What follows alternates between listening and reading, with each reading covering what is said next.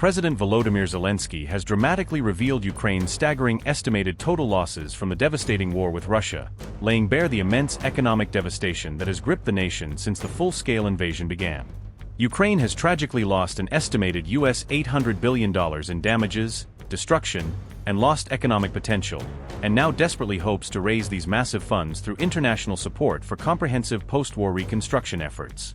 Zelensky specifically noted that the draft peace document aimed at ending the protracted war envisages the strategic creation of several specialized funds to channel aid and investments into rebuilding the shattered country. A landmark deal between Kyiv, the United States, Russia, and Europe would comprehensively address Ukraine's critical economic recovery needs alongside rebuilding vital infrastructure destroyed during years of brutal combat.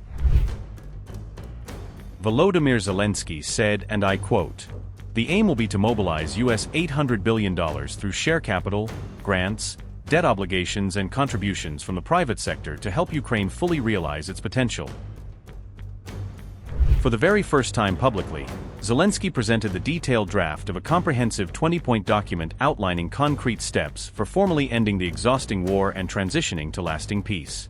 Under subparagraph A of the 9th point in this pivotal draft, the US and Europe would spearhead collecting a substantial $200 billion specifically earmarked for long-term investment projects across war-ravaged Ukraine. Volodymyr Zelensky said, and I quote, "When we say 200, we mean America and Europe, America at 100, Europe at 100. We don't know for certain how this will work. We see the negotiation process between Ukraine and the United States, and also among some states' national security advisors. But Europe hasn't fully stated its position on everything yet, and this may change." Subparagraph C clearly states that Ukraine commits to implementing the world's best international standards and reforms to actively attract massive foreign direct investment into its recovering economy. Under subparagraph D, Ukraine explicitly reserves its sovereign right to pursue full compensation for all damages caused by Russian aggression, ensuring accountability through legal and financial mechanisms. Global Development Package for Ukraine. The agreement would facilitate the creation of a dedicated Ukraine Development Fund focused on investing heavily in the nation's fast-growing and high-potential economic sectors to spur rapid recovery. Investment priorities will be strategically focused on cutting-edge technology hubs, expansive data centers, and revolutionary artificial intelligence initiatives to position Ukraine as a future tech powerhouse. The U.S. government alongside leading American companies will jointly lead the ambitious reconstruction of Ukraine's critically damaged gas infrastructure, restoring energy security for millions. Joint international efforts will be mobilized to systematically reconstruct all territories brutally affected by years of relentless war, bringing back homes, schools, and communities from rubble. Ukraine will retain full authority to determine key priorities for allocating these vital funds directly to the most devastated territories, ensuring aid reaches those who need it most urgently. Major infrastructure development projects will target the efficient extraction of valuable minerals and abundant natural resources, unlocking economic potential buried beneath conflict zones. A special comprehensive financing package from the World Bank will accelerate all these reconstruction efforts, providing concessional loans and technical expertise for sustainable growth. After the formal conclusion of this historic agreement ending active hostilities, Ukraine will swiftly conclude a landmark free trade agreement with the United States to boost bilateral commerce. The official position of America suggests that a similar mutually beneficial free trade agreement could also be realistically concluded between the United States and Russia to foster economic normalization.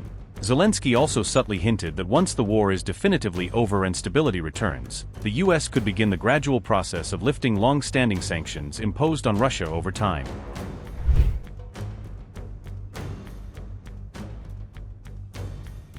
Europe has spent frantic weeks desperately searching for innovative ways to fund Ukraine's rapidly collapsing military capabilities amid dwindling ammunition and mounting frontline pressures. Last week, Europe shockingly failed to approve the proposed reparations loan that would have been cleverly backed by seized frozen Russian bank assets, denying a symbolic way to make Moscow pay.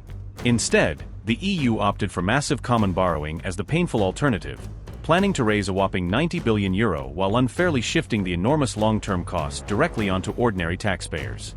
Senior EU officials privately told Politico that these burdensome loans would ultimately cost taxpayers a staggering €3 billion every single year just in mounting interest payments alone.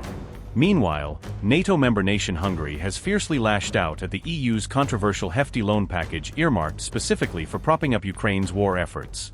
Hungary's Prime Minister Viktor Orbán, who remains a close personal ally to Vladimir Putin, bluntly claimed that devastated Ukraine simply won't ever possess the economic capacity to repay such an enormous loan. Orbán forcefully called the entire loan scheme a catastrophically bad decision that recklessly jeopardizes Europe's future, while sternly warning it would inexorably pull the continent closer to direct war involvement. So there was a deal for these 90 billion to Ukraine, but Hungary is participating, is contributing or not? Well, Hungary is totally out of that. I think it's a bad decision. All the others, except the Czechs and Slovaks, think that it was a good decision. I think it was an extremely bad decision, which brings Europe closer to the war. And it looks like a loan, but of course the Ukrainians will never be able to pay it back. So it's a lost money. And those who are behind that loan will take the responsibility and the financial consequences of that. 3 countries decided not to be part of it. That's an opt-out for Czech Republic, Slovakia and Hungary. So we are innocent.